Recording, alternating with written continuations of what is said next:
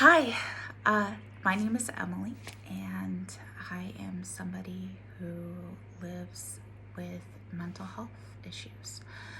I am starting up these videos here that you're watching in order to journal. And why is that?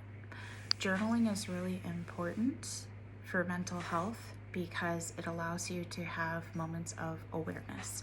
It allows you to reflect both on your day, what has been, as well as what your goals are, and to check in with what is your progress looking like.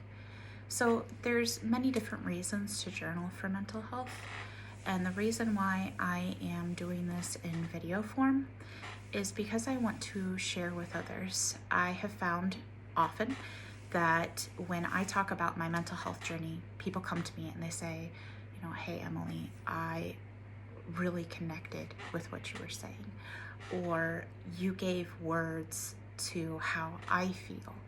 And that's really important to me. Those connections make a difference in my life because so often with mental health or any other kinds of struggles, you will hear, or, I hear, you aren't alone. There are other people who are like you. But what does that mean? It's just a numbers game. Yeah, if there's enough people in the world, there's gonna be somebody who shares the same experience as I do. But who are those people? What are they like? And do they feel as I feel when they experience the same things as I do? Or maybe they have something else that they have going on in their life, but they have the same symptoms as I do. Being able to know exactly who that person is, to hear from that person directly, I connect with you, makes a huge difference in my life. It allows me to really get that validation of I'm not alone in real time, with somebody that I can look at, that I can see, that has a soul, a heart, has a name, has a relationship opportunity for me to work with them directly and build up connections within my life, build up a community of people like myself. And that's what it really means to not be alone in your experience, to know that I'm not the only one, is that I have a community that surrounds me, that knows me, and that I know them because they are me and I am them. So this is really important to me. The reason why I want to do this instead of journaling is because journaling has become something that I'm not interested in. When I was younger, I loved to journal. I maybe started journaling when I was 11 or 12 because I knew that writing in a diary was for girls. I didn't want a girly thing. I wanted to journal like a boy would. And a few years prior, different journal ideas were becoming toys for girls. Of course, they were always called diaries, but there was like a little almost looked like one of those those slider phones where you could be able to type into it and keep an electronic journal. And I had one of those, but all of these things were so girly and I didn't really identify with that. And I said, you know what, forget this. I'm not writing a diary. I'm not having all these secret thoughts that are for girls only. I didn't identify that with that. I identified with this masculine idea of journey. And I don't know why, I guess just because they both start with a J-O-U. I was like, journal, journey. Okay, this is my thing. It's talking about my adventure. And I didn't want to forget any piece of my life. I wanted to remember the moments as I had lived them from that perspective at that time, because I understood that as time passed, not only do I forget what I've been through on a day-to-day basis, but I also forget what my thoughts were in that moment, what was important to me, because as time passes, I forget those intimate details to instead hold on to a larger picture of who I am. And I realized that the more that time went on, the more that I wanted to be able to deeply reflect on any given thing. And this was as a kid. So I kept a journal pretty religiously all the way up through my late teens. I probably stopped around the time I was 19 or 20. And I didn't write for quite a while. And then I had my son at 22 years old. And after I had a child, I quickly changed a lot of my values, a lot of the things that I thought I wanted in the world. Some of them were because I felt that I didn't have room for that in my life anymore, and it was a sort of mourning experience for me. But others, I realized that I had made so much room for my son that those things weren't important for me anymore. So it was still a sense of not having the room, but for what reason? And it was mainly for making sure that I wasn't so self-absorbed. I didn't have the space to give myself over to parenting and to make that my new priority. And journaling was one of those things that I felt was such a selfish pursuit, that was such a look at me, the world is about me, my world is about me, my reflections are about me, I don't want to lose any part of myself. Well, at that point I was just like, well, who am I? Who am I compared to this, precious child? Since then, I've done more growing, and I realized that my identity is essential. I can't first love without having myself. In order to love, I have to first be me to give that. And that's really important. But at the time that I had my son, the way in which I was journaling just didn't fit in with my new pursuit as somebody who was a loving mom. So I didn't write for a long time, and I kept going to therapy throughout all of these different times. I was always seeing a therapist. That's been a constant in my life, trying to make sure that I was addressing all of my health issues and just trying to live the best life that I could. And repeatedly, I would hear, journal. It's an important part of therapy. Journal. And I came from that experience of journaling when I was younger, that it was this thing to do with me. And it's been kind of hard to keep up a consistent journal since then, because it often feels like a selfish pursuit. Like I am putting my experiences ahead of being a mom, primarily. Being available as a mom must first mean that I don't care about myself, I guess.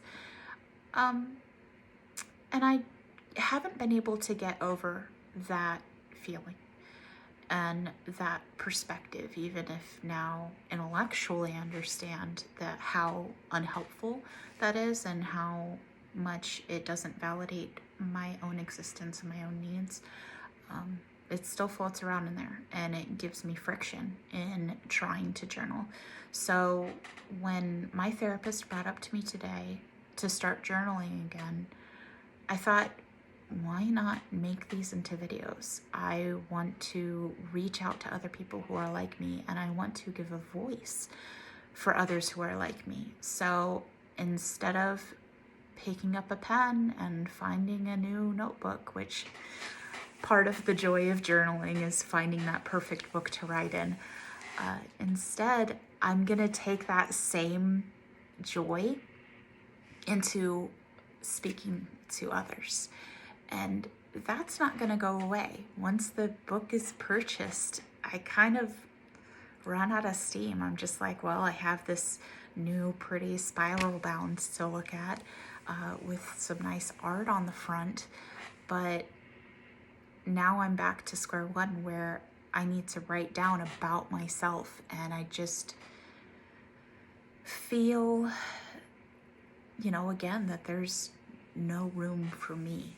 And it's this exercise of feeling guilt, feeling shame, and once I fall off on doing something that I've committed to, that I already was having trouble connecting with doing the thing, I make a judgment that, okay, you know what, I failed because, you know, I already thought negatively. My negative thinking is what led me to miss a day, and now it's ruined. I can't go back. I know at this point, because I gave up once, that I'm not going to be able to get back into the game and to be where I want to be, making intentional action. So with all of that being said, I think that knowing that I'm going to have somebody listening on the other end, even if nobody is actually listening, let's say that nobody watches my video, or 5 people watch the first video and nobody comes back for the subsequent ones, I know that I'm not talking to myself, that there's this potential that somebody will be on the other end who will be wanting to find that connection that I want to find, and maybe just hear for a moment that somebody else is like they are. So I want to invest in that hope. I want to bring that hope to others. And I want to think in my mind that even if I haven't reached another person, that I'm doing something that is valuable to me. It's important to me. I invest in the thing that is my way to leave an imprint on this world, to use my efficacy to make the world a place that is after my own design. I love that concept that my power is not just to change my life, but to make this world the place that I want to be, the place that I think is going to be impactful on humanity in a positive way. That's really powerful. It makes me think of, I think it was, I don't know, some Greek dude once upon a time said that if you could only find a board long enough, you could move the world. And it was, you know, in relation to having a fulcrum, that if you had a board long enough, even you, as just a tiny little human, can move the entire world. And I like that thought, that my tiny little imprint can set off that butterfly effect to touch others and bring something into the entire world over time that will make my nudge of impact felt. That's important to me. So I feel that really connecting with what's important to me is what's going to encourage me to continue to journal. That even if I miss a day, I'm going to reconnect with that. Even if I put it down like I did before for a month, for a week, for longer than I intended, that I'll reconnect with those feelings, that those ideas that are important to me, and say, you know what, I'm going to do this again. So that being the case, I'm not really sure what my upload schedule is going to look like. It could be anything. I don't know if I want to upload every day. Maybe I'll record a bit every day just so that I know that I'm investing each time I'm putting another, you know, bean in the jar to rattle around. So we'll see what happens. I'm really grateful for anybody who's taken the time to connect with me today. And if something has reached you, leave a comment. Let me know. I want to know who's watching with me, who's sitting with me. I want to know if you've received anything from taking this time to spend with me. And, you know, I also want to know, how can I make that impact? Not just from my own experience, but what matters to you, so that that impact that I want to make happens for you directly.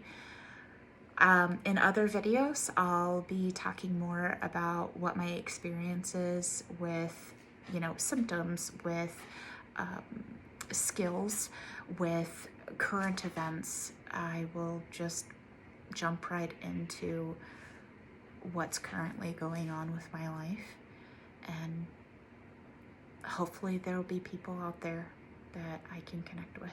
Thank you so much for spending time with me.